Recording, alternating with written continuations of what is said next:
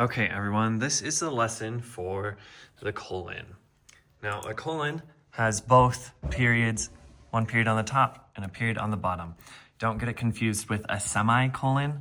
Semi means half, which means a semicolon is half of a period and half of a comma on the bottom.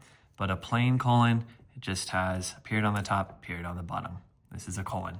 Now, the purpose of a colon, especially on the ACT, is a colon provides more information about an independent clause. Now, on the ACT, if a colon is going to be used, you must make sure that whatever is on the left side of the colon is an independent clause. This side has to be an independent clause no matter what, or else using a colon would be incorrect. Now, I know that an independent clause has both a subject and a verb, and it can be a complete sentence by itself.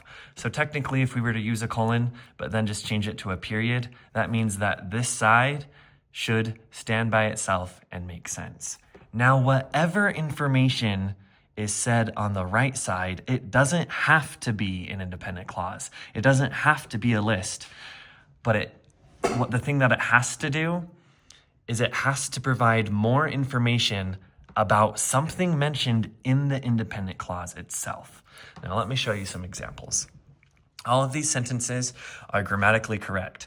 All I need to do is identify the independent clause, which has both a subject and a verb, and then I need to figure out what is the information after the colon, what is it providing more information about that was mentioned in the independent clause beforehand.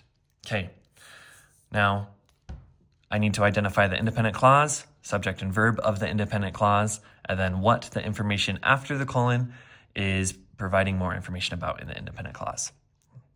So I packed everything for the trip, colon, clothes, toiletries, and snacks. Well, I see that this is a list of things, which is okay. I see that this is a colon, which means that the left side, this first part, has to be an independent clause. I'll put an IC above that. Now I have pink and green. Pink's going to be my subject. No, pink is going to be my verb, which is the action or state of being of a sentence. And then green is my subject, which is who or what is doing that action. Let's do this first independent clause here. I packed everything for the trip. It's easier for me to find the subject first. What is the action, or the verb first? What is the action that I'm doing? I packed. So packed, which is verb. Who or what is doing the packing? Well, I. That is the subject. So I know that this first part, I packed everything for the trip, period. That would work. I have a colon though. What is this information? Clothes, toiletries, and snacks. How is this connected to here?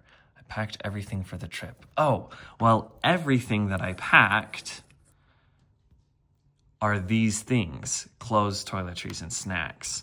So I'm going to circle the thing that it's talking about and then draw an arrow or a line.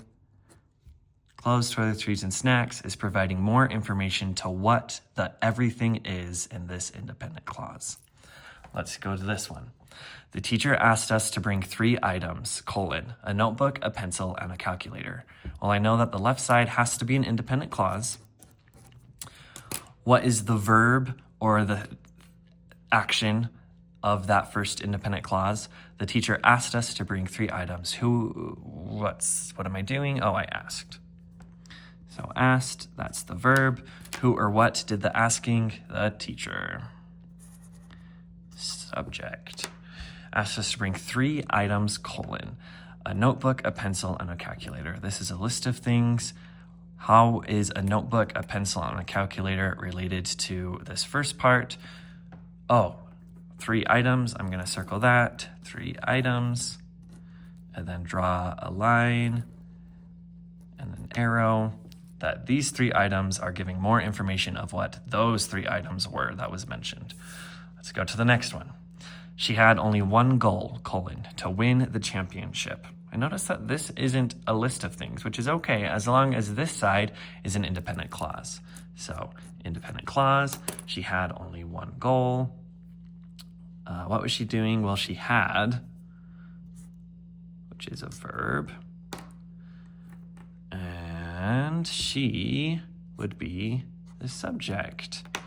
Now, what is this information to win the championship? How is that related to this part? She had only one goal. Well, the one goal she had was to win the championship. So, pointing an arrow to what it's elaborating on. He knew what he had to do, apologize and make things right.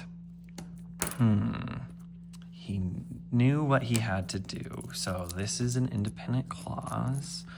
What's the verb? He knew. He knew what he had to do. Who knew? He did. So subject, verb, and then how does this information, apologize and make things right, relate back to this one? He knew what he had to do. Oh, what he had to do. Apologize and make things right is what he had to do. So that's why the colon is there. Last one on this one. There was only one problem, the door was locked. Well, I know that this has to be an independent clause or else the colon would be wrong. There was only one problem. Was is a verb, because if I remember, those being verbs is, am, are, was, were, be, being, and been. Those are all being verbs instead of action verbs. Now, what was? Well, there was. Kind of weird, but technically that's the subject and verb. There was only one problem. The door was locked. How is this information, the door was locked, related to this information? Well, I see that there was one problem. What was the problem? The door was locked. Point the arrow back.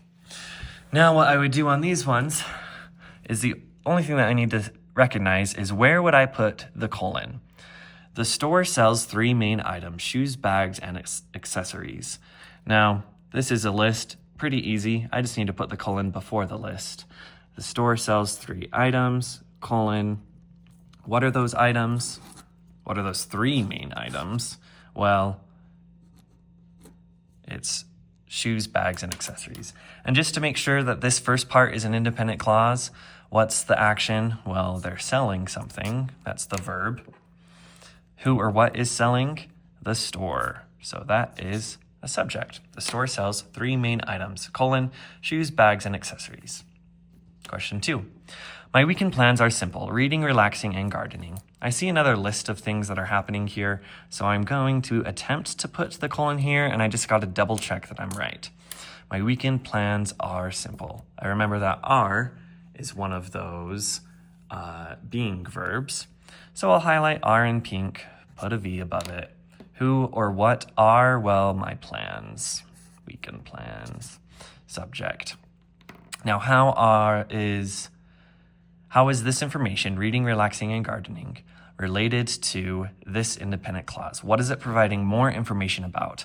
Oh, it's my weekend plans. So my weekend plans are reading, relaxing, and gardening. Sweet. I know what I need to do. Finish this project before the deadline. Ooh, it's not a list, so it might be a little bit more difficult. I know what I need to do. Finish this project before the deadline. Well, I know that I is probably the subject. Subjects usually start. What am I doing? No. Okay. I know what I need to do. Finish this project before the deadline. Well, what I need to do is explained in the second half. Finish this project before the deadline. So this information is providing more information about what I need to do. So if I put a colon there, this is an independent clause. This is just more information of what I need to do. If I put a period there, I know what I need to do, period. That's the sentence. I know what I need to do. But I wanted to provide more information, so I put a colon and explained what I needed to do, which is finish this project before the deadline. Her accomplishments speak volumes. Published books, awards, and a thriving business. Well, I see a list. Published books, colon. Is this an independent clause? Her accomplishments speak volumes. Speak is a verb. What, who or what is doing the speaking? Accomplishments. Ah. Subject. What is this information? How is this related? Published books, awards, and a thriving business. Oh, those are her accomplishments. So I circle accomplishments, draw an arrow.